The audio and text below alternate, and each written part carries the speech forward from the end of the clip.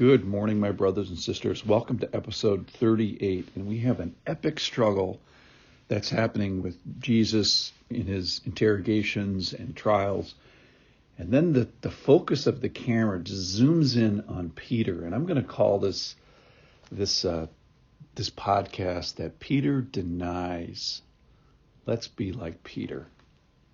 And here's what happens is Peter is following Jesus at a distance. Jesus goes to the house of the high priest.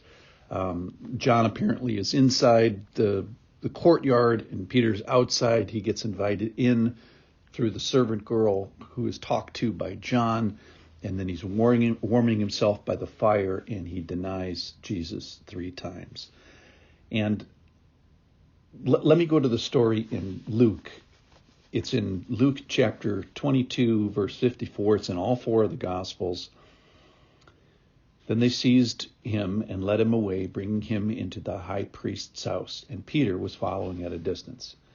And when they had kindled a fire in the middle of the courtyard and sat down together, Peter sat down among them. Then a servant girl, seeing him as he sat in the light and looking closely at him, said, "This man was with him." Peter denied it, saying, "Woman, I do not know him." A little later, someone else saw him and said, "You are also one of them." Peter said, "Man, I am not." And after an interval of about an hour, still another insisted, saying, "Certainly this man was with him, for he too is a Galilean." But Peter said, "Man, I do not know what you are talking about." And immediately, while he was still speaking, the rooster crowed. And I read from Luke today because this line is only in Luke. And the Lord turned and looked at Peter. And the Lord turned and looked at Peter. So he's close enough to see the Lord. And Peter remembered the saying of the Lord, how he had said to him, "Before the rooster crows today, you will deny me 3 times." And he went out and wept bitterly. What a story. So this account of Peter's denial takes up relatively tons of real estate. It's in all 4 of the gospel. And it's interesting because of this epic thing that's happening to Jesus and history and the world and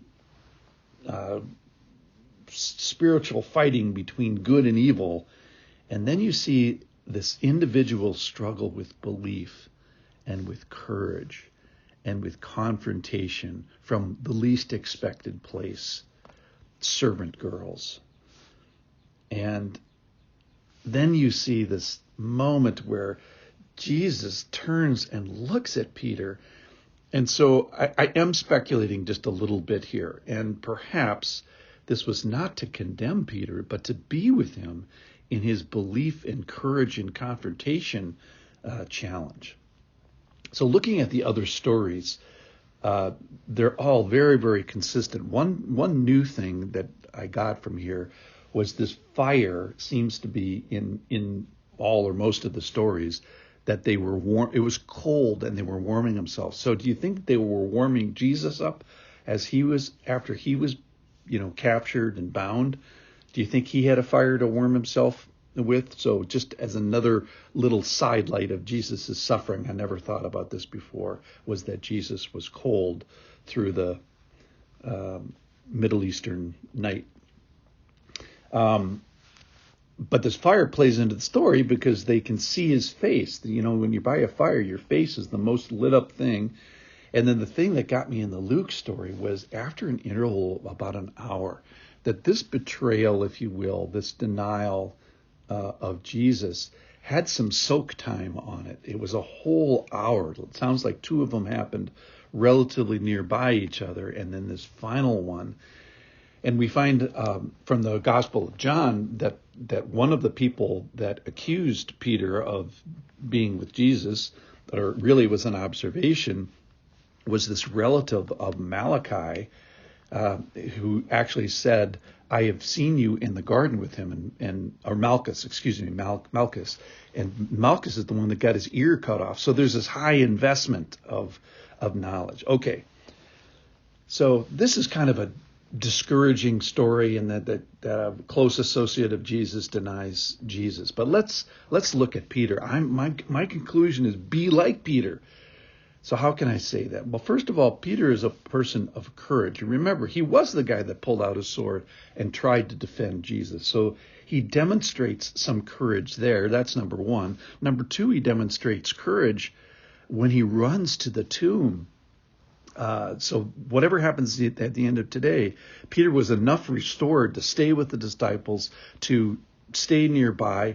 And when the light bulb starts to come on with Mary Magdalene reporting that she had seen something funny at the tomb, Peter is the first to go tearing off for it. And maybe he's too old to run because John passes him. And then thirdly, we find just in church history, Peter is crucified upside down. And then fourthly, read the epistle of 1 Peter. My goodness, Peter, for being such a knucklehead here. I don't know anybody who goes from knucklehead to such theological expertise, particularly with regard to the suffering of Jesus. So the transformation and the restoration of Peter is complete. He understands Jesus' suffering in a unique way. Why? Probably because he was there watching him get beaten from a distance. He saw the binding and the leading and the beating and the covering his face and the smacking him and the...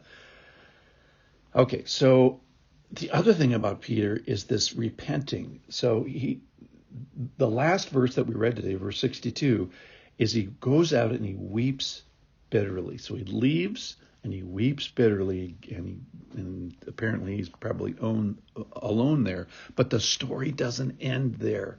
He keeps going.